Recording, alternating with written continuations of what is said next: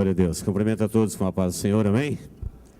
Graças a Deus por esse tempo maravilhoso de louvor. São todos bem-vindos em nome de Jesus. Convido você agora para abrir a sua Bíblia na primeira carta de Paulo aos Coríntios, capítulo de número 11. 1 Coríntios, capítulo 11, versículo 23, diz assim: Porque eu recebi do Senhor, que também vos entreguei, que o Senhor Jesus, na noite em que foi traído, tomou o pão e, tendo dado graças, o partiu e disse: Isso é o meu corpo, que é dado por vós. Fazei isto em memória de mim. Por semelhante modo, depois de haver ceado, tomou também o cálice, dizendo: Este cálice é a nova aliança no meu sangue. Fazei isto todas as vezes que o beberdes em memória de mim. Porque todas as vezes que comerdes este pão e beberdes o cálice, anunciais a morte do Senhor até que ele venha. Por isso, aquele que comer ou beber o cálice do Senhor indignamente será réu do corpo e do sangue do Senhor. Examine-se, pois, o homem a si mesmo, e assim coma do pão e beba do cálice. Pois quem come e bebe sem discernir o corpo, come e bebe juízo para si. Eis a razão porque há entre vós muitos fracos e doentes, e não poucos que dormem. Porque se nos julgássemos a nós mesmos, não seríamos julgados, mas quando julgados, somos disciplinados pelo Senhor, para não sermos condenados com o mundo. Amém. Você pode dizer amém? Amém. Muito bem, queridos, nós temos mais uma vez diante de nós o texto da ceia e a oportunidade que o Senhor nos dá de mais uma vez celebrarmos a ceia do Senhor.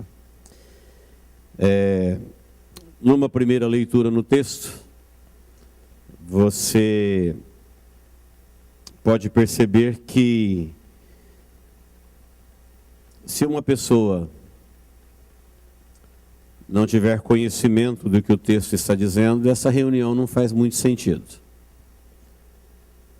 Uma pessoa pode facilmente, num culto como esse, falar assim: por que nesse culto se come um pedacinho de pão e se toma um pouquinho de suco de vinho, de David, ou vinho, ou suco de uva? Por quê? Sem uma compreensão do que o texto está dizendo, a celebração da ceia fica confusa. A pessoa pode fazer sem saber por que está fazendo.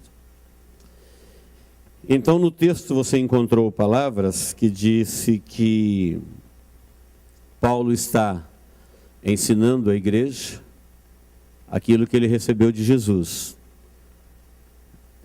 E ele está se referindo àquilo que Jesus fez na última Páscoa, na primeira ceia, que está registrado em Mateus, Marcos, Lucas. Os três evangelistas registram com mais detalhes o que Paulo está falando. E ele está dizendo que a ceia, ela deve ser um memorial. Você deve saber o que isso já representou no passado. Está dizendo também que a ceia, ela tem uma promessa do futuro, porque Jesus disse: essa é a última que eu tomo com vocês, e a gente não vai tomar mais uma ceia junto, a não ser no reino de meu Pai. Jesus disse: a próxima ceia que vocês vão tomar comigo, presente, visivelmente, não mais em espírito, vai ser no reino de meu Pai. Lá nós vamos tomar todos juntos. Então a ceia, ela não se explica dentro de um contexto denominacional, dentro de um contexto local. Existem milhões de pessoas, desde que Jesus instituiu a primeira ceia, que se reúnem mensalmente ou semestralmente, ou quantas vezes quiserem, para celebrar a ceia. E todos que fazem em qualquer lugar, em qualquer língua, tribo, povo ou nação, eles estão na mesma aliança. Veja que o texto diz que é uma aliança. Ela tem a sua resposta, a sua origem no passado, é um memorial, é para trazer a memória daquilo que ela já representou no passado, daquilo que você está fazendo no presente e da onde ela aponta para o futuro. Tem uma promessa, uma profecia de cumprimento profético. A celebração da ceia é tão sério que o texto diz assim: se você fizer isso de uma forma indigna, você é culpado da morte de Jesus. Em um outro texto, Paulo diz assim: de novo crucificam o Filho de Deus. Você sabe que na primeira vez que mataram o Filho de Deus, foi os religiosos. A lança que furou Jesus veio de Roma. Quem pregou aqueles escravos e pregou ele na cruz foram os soldados romanos. Mas Pilatos já havia dito que ele não queria fazer isso. Se dependesse dele, Jesus viveria. Mas os religiosos disseram não, ele tem que ser crucificado. Crucificam. E o texto está apontando para o nosso tempo, dizendo: por não saber, por não ter memória do que já aconteceu, do que está acontecendo, do que isso representa, porque é uma aliança, é um contrato, é um compromisso. É uma aliança porque todas as alianças que Deus já instituiu com a humanidade, todas foram quebradas. Essa é a última.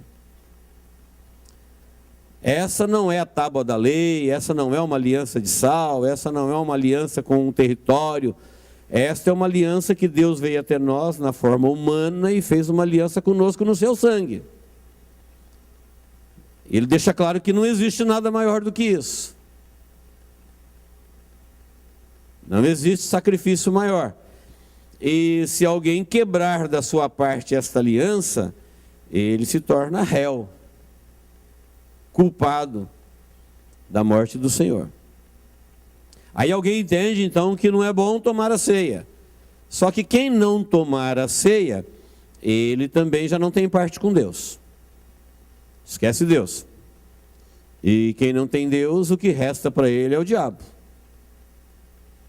Quem não tem esperança e fé do céu, o que sobra, o que resta, é o sofrimento eterno. Então, o texto está dizendo, é uma aliança, você deve fazer isso, porque todas as vezes que você comer esse pedacinho de pão e beber esse cálice, isso daí tem um significado profundo entre você e o seu Deus. Você era um maldito filho de Adão, mas no momento em que você entregou sua vida a Jesus e confessou ele publicamente no batismo, e por isso você participa da comunhão da ceia, a partir deste momento agora você é um filho de Deus em Cristo Jesus, e você celebra esta aliança, periodicamente, trazendo à memória quem você era e o que você é pelos méritos de Jesus. E quem não faz? Olha, quem não faz, ou faz sem saber por que faz, ou faz de qualquer maneira, faz para o seu próprio prejuízo. Por causa disso é que tem entre vós fracos espiritualmente, doentes espiritualmente, e mortos espiritualmente. É por isso. O motivo é esse. Porque eles não estão aliançados, a vida deles não está resolvida com Deus, a comunhão não está estabelecida, por isso eles adoecem, por isso eles enfraquecem, por isso muitas vezes eles morrem espiritualmente. Quem está me entendendo, diga amém. Então, antes da gente celebrar, vamos cumprir uma partezinha do que diz o texto. Vocês devem fazer isso em memória de mim. É um memorial. É um dia de você ativar a sua memória, a sua lembrança. Vocês vão lembrar da minha morte, e quando vocês comerem, vocês estão anunciando ela com este ato até que ele volte. Porque tem uma promessa dele voltar.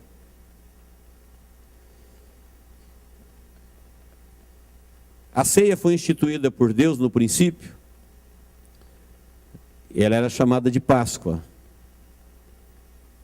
Em Êxodo 12 você vai encontrar Deus falando com Moisés pela primeira vez para celebrar a Páscoa. E Deus disse a Moisés que era para ser uma reunião muito séria, que o estranho não poderia participar. Ele está dizendo, gente que não faz parte da fé, da aliança, que não sabe o que está fazendo, não deve participar. E ele deveria fazer seguindo alguns cuidados. Ele deveria preparar o cordeiro, prendendo ele no 10º dia do mês de abril. O cordeiro que ia ser sacrificado, para lembrar, era um memorial, era para lembrar do cordeiro que eles mataram e passaram o sangue na porta, na casa do Egito, nas ombreiras das portas, na casa do Egito. Quando passou o anjo destruidor para matar o primogênito de tudo que vivia, na casa que tinha sangue na porta, o anjo passava por cima. A expressão passar por cima é igual a Páscoa. Passar por cima no sentido de poupar. Temos falado isso muitas vezes aqui. Quando o anjo chegava numa casa, não tinha sangue na porta, ali naquela casa morria o primogênito de tudo que tinha vida, dos homens e dos animais. Tendo sangue na porta, ele passava por cima, Páscoa. E Deus falou para Moisés, porque vocês foram libertos do Egito, e porque vocês obedeceram a ordem de Deus e mataram o cordeiro e pegaram o seu sangue e passaram na porta, e Deus deu livramento na casa de quem teve fé e na casa dos hebreus que fizeram isso, não houve morte. Agora vocês vão celebrar isso por estatuto perpétuo. Enquanto vocês existirem. Vocês vão explicar isso para os vossos filhos. E quando alguém perguntar por que vocês celebram a Páscoa, vocês vão lembrar do que aconteceu lá. E vão dizer para eles, nós éramos escravos e Deus nos libertou dessa forma. Foi o sangue que impediu a morte na família. E eles faziam isso anualmente.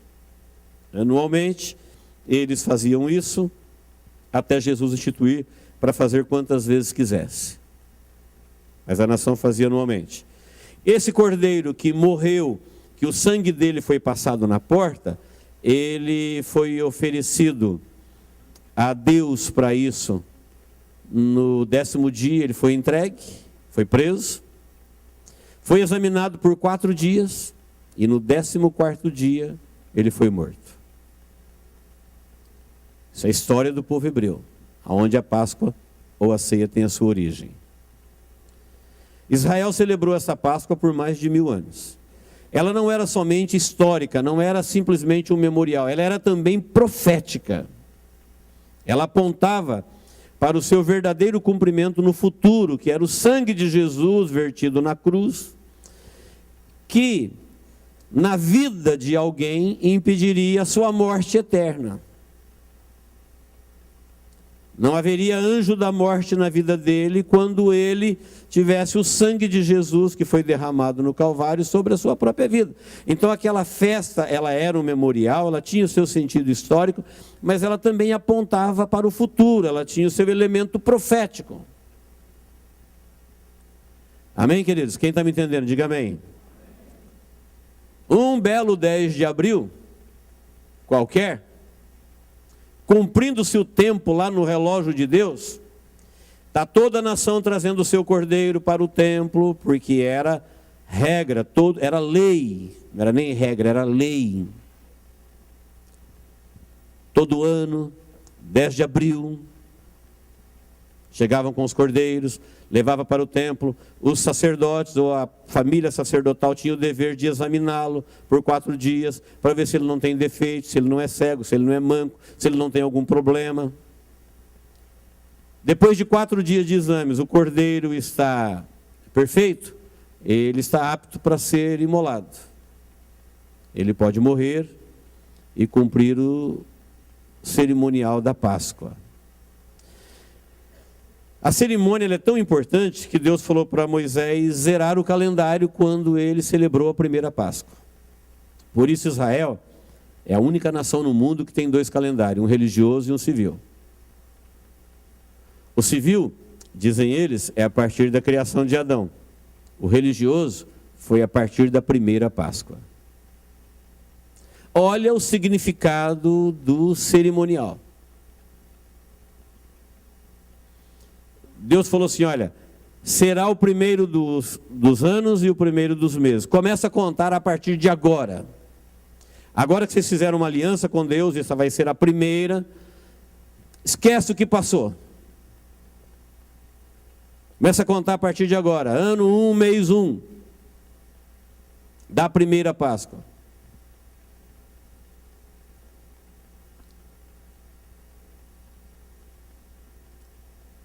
Como eu disse,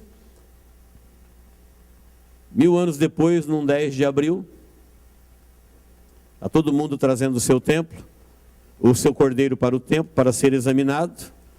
Jesus já tem 33 anos de idade, já está pregando na Palestina, na Galiléia, na Judéia, por toda aquela região por 3 anos, e chegou o tempo em que Judas o traiu e ele foi preso.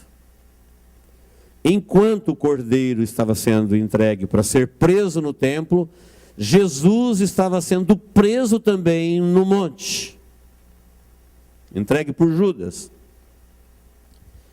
E começa ali o julgamento de Jesus. Ele foi julgado primeiro pelos escribas, depois pelos fariseus e saduceus.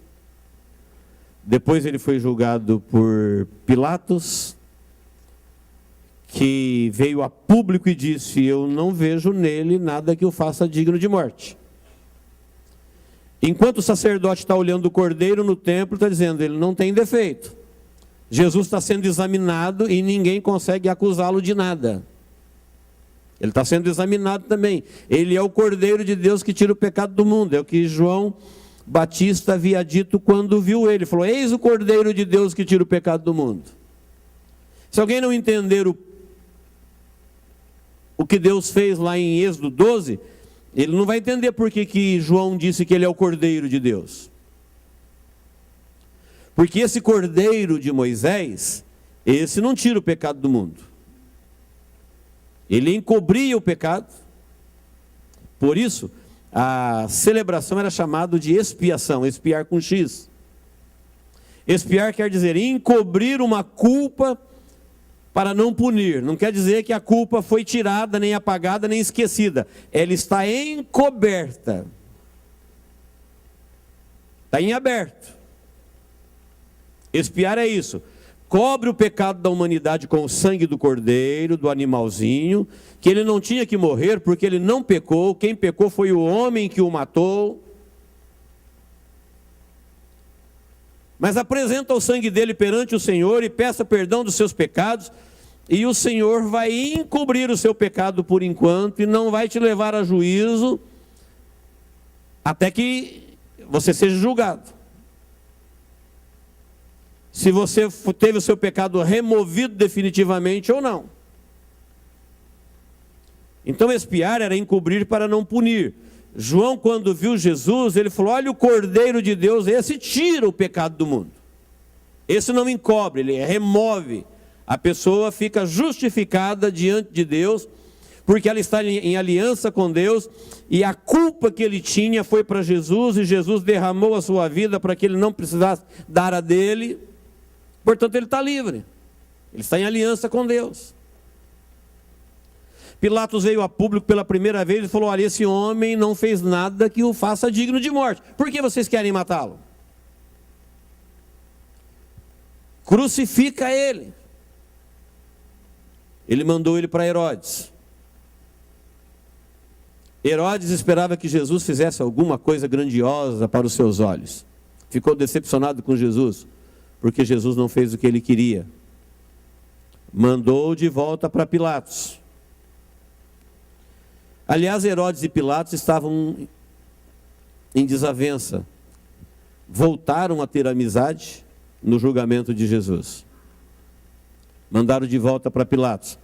Pilatos, por mais 2 vezes, vem a público dizendo que Jesus não tinha feito nada que o fizesse digno de morte, querendo, do jeito dele, libertar Jesus da cruz. Era costume de soltar um prisioneiro por ocasião da festa, e ele colocou Jesus com um camarada que não tinha como escolher. Ele era um criminoso, violento, sanguinário, Barrabás, conhecidíssimo. Agora todo mundo vai escolher Barrabás. Quem vocês querem que eu solte, Barrabás ou Jesus?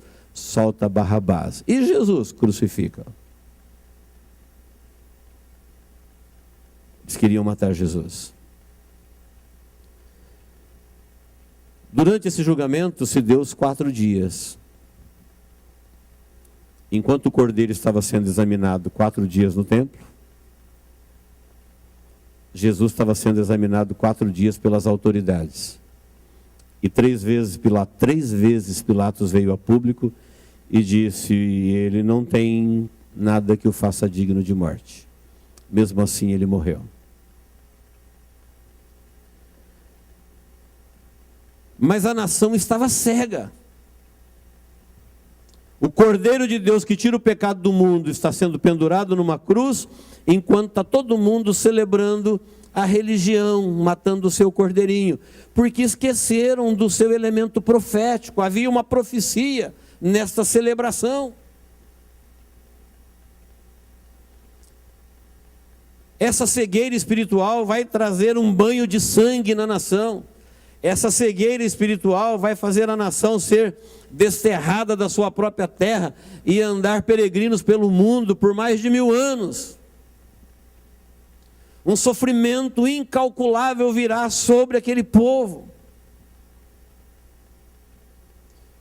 Porque durante o tempo da celebração da Páscoa, eles foram se perdendo, e em vez de celebrar a Páscoa com reverência, aquilo foi virando uma festa religiosa.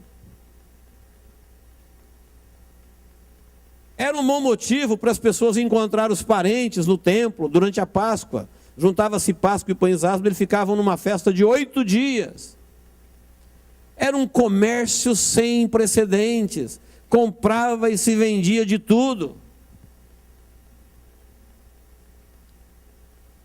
E com essa preocupação de viver puramente o social da religião, com essa preocupação de viver o comercial da religião, e esquecendo da revelação profética da religião, da revelação, a nação se endureceu, e o Cordeiro de Deus veio, viveu, pregou, ensinou, e eles não perceberam.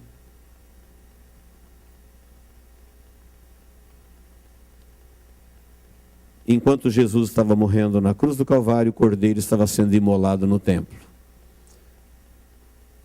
E ele veio para tirar o pecado do mundo, e ele veio para a própria nação.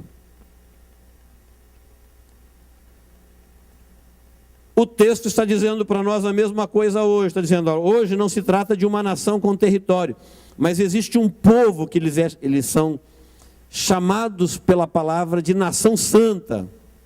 Sacerdócio real, povo adquirido. Este povo, em todo o mundo, onde eles celebram a ceia, quem está entendendo o que está fazendo, e sabe que é um dia de memorial, de aliança com Deus, é Ele com o seu Salvador, é o sangue de Jesus sobre a sua vida, porque tinha o seu elemento histórico, tinha o seu elemento profético, mas tinha o seu elemento pessoal. Tem a ver com a vida de cada um, é uma aliança pessoal de Jesus, de Deus em Jesus com a pessoa que celebra a ceia. Quando eles se esqueceram de todo esse compromisso, a nação foi se perdendo. Por isso o texto diz, esta agora é uma nova aliança no meu sangue, e todas as vezes que vocês fizerem isso, vocês vão fazer em memória de mim. Você vai lembrar daquilo que Deus já fez no passado, trazer na sua memória, no seu pensamento. Você não está sujeito ao tempo, você pode ir onde você quiser. Jesus disse, quando você for comer do pão e beber do cálice, você vai voltar lá no Calvário. O seu pensamento, você vai lá no Monte Calvário. Você vai lembrar da minha morte. Aquele sangue derramado ali, se você perguntar por que o sangue dele está sendo derramado de uma forma tão cruel, por que Deus está permitindo? É para fazer uma aliança com você, no sangue dele. O sangue do cordeiro não protegia a casa de morrer o primogênito? Esse sangue dele vai proteger você da morte eterna. O calendário da primeira Páscoa não era zerado? Era. A partir do momento que você tomar a primeira ceia com reverência a Deus, sabendo o que você está fazendo, esquece os anos passados. A partir dali você nasceu para a eternidade. Teu calendário foi zerado.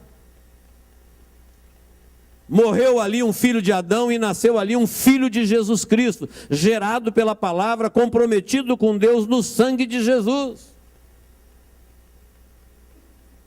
Uma aliança eterna. Uma promessa de Deus que repousa sobre a vida de quem celebra a ceia sabendo o que está fazendo. Por isso o texto diz, olha, não celebrar, você não vai ter vida em você mesmo. Celebrar de qualquer maneira, você se torna de novo um daqueles religiosos que mataram Jesus. Mas você vai matar Jesus de novo agora? Você vai matá-lo na sua vida. Quem me entendeu, diga amém. Não tem como matá-lo de novo para o mundo, mas tem como você matá-lo para você. E você vai ser réu. Quem sabe o que é réu? Diga amém. Réu. Num tribunal de Deus, réu. Se Deus é por nós, quem será contra nós? Mas e se Deus for contra nós, quem será por nós? Então é um texto que ele não deveria nos assustar. Ah, eu vou matar o Filho de Deus na minha vida. Não, é um texto que fala que toda crueldade que o homem possa sofrer na sua vida em relação à eternidade, Deus já assumiu para ele em Cristo Jesus. O derramamento de sangue foi dele. Ele decidiu dar a vida dele. É uma aliança de Deus com o homem no sangue do seu Filho. Ele falou, tudo que você tem que fazer agora é guardar isso vivo na sua memória. Que um dia você não tinha essa promessa, um dia você não tinha essa aliança, e se você não tinha o sangue do Cordeiro na sua vida, você estava condenado. É o que Paulo diz, nós não éramos povos. Para Deus nós não éramos nada, porque nós não tínhamos alianças, nós não tínhamos promessa, nós não tínhamos nada. Paulo diz, nem povo vocês eram, mas a partir de Jesus, ele vos fez povos, nação sacerdotal, nação que comparece diante de Deus, não para fazer indignamente, nem para deixar de fazer, mas saber que o que nos dignifica para participar da ceia é o sangue de Jesus. É a sua comunhão com Jesus, é a sua comunhão com Deus, pelo Espírito Santo de Deus. Eu acredito que eu não preciso ficar gastando tempo aqui para convencer você que a mesma coisa que o povo de Israel fez naqueles 1000 anos de cerimônia, foram esquecendo o verdadeiro significado da Páscoa, nesses 2000 anos depois de Jesus, a maioria não tem a menor ideia do que significa a ceia. Virou um culto que tem pão e vinho, pão e suco, virou um culto em que se fala de tudo, se faz de tudo, mas as pessoas perderam o elemento profético. Olha o prejuízo para Israel. Israel, quando perdeu a profecia da Páscoa, eles não viram que o Cordeiro veio, se revelou, cumpriu a sua missão, e eles o mataram. E quando Pilatos perguntou, vocês vão matar ele? O que eu faço com o sangue dele? Olha, o seu sangue caia sobre nós. Caiu. Pilatos estava com medo de matar Jesus.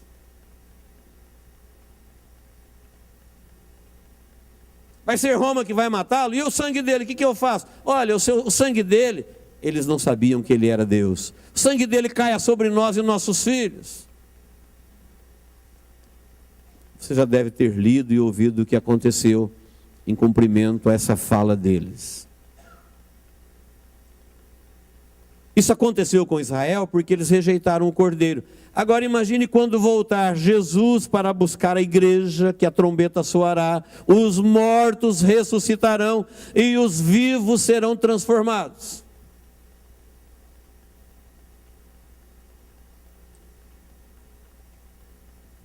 O que acontecerá com os gentios,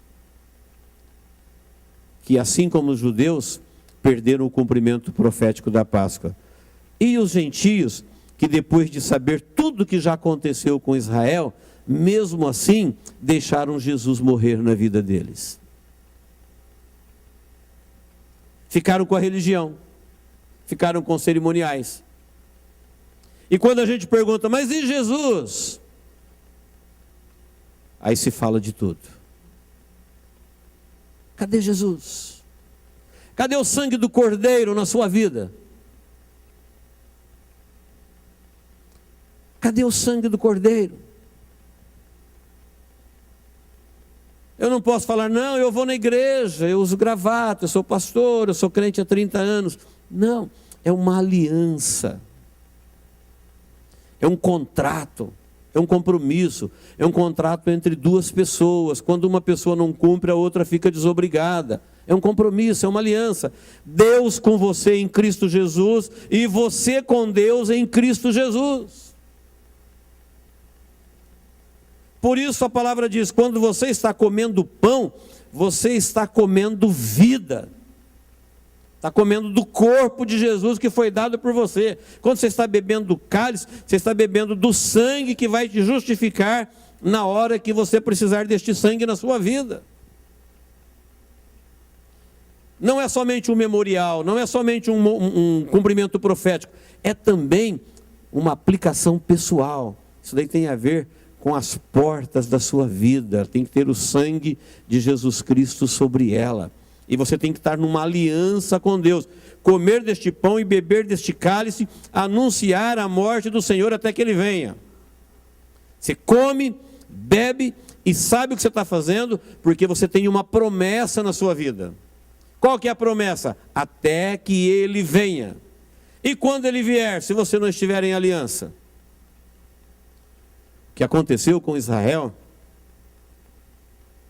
acontecerá muito pior com os gentios. Vem aí a grande tribulação, onde o mundo gentílico vai ver os horrores da grande tribulação, por ter, depois de tanto tempo, rejeitado o Espírito da graça de Deus. A Bíblia diz que por rejeitarem o Espírito da verdade, a revelação da verdade, o compromisso com a verdade, por gostarem do engano, da religião, Deus enviará para eles o espírito do erro. E a esse eles adorarão.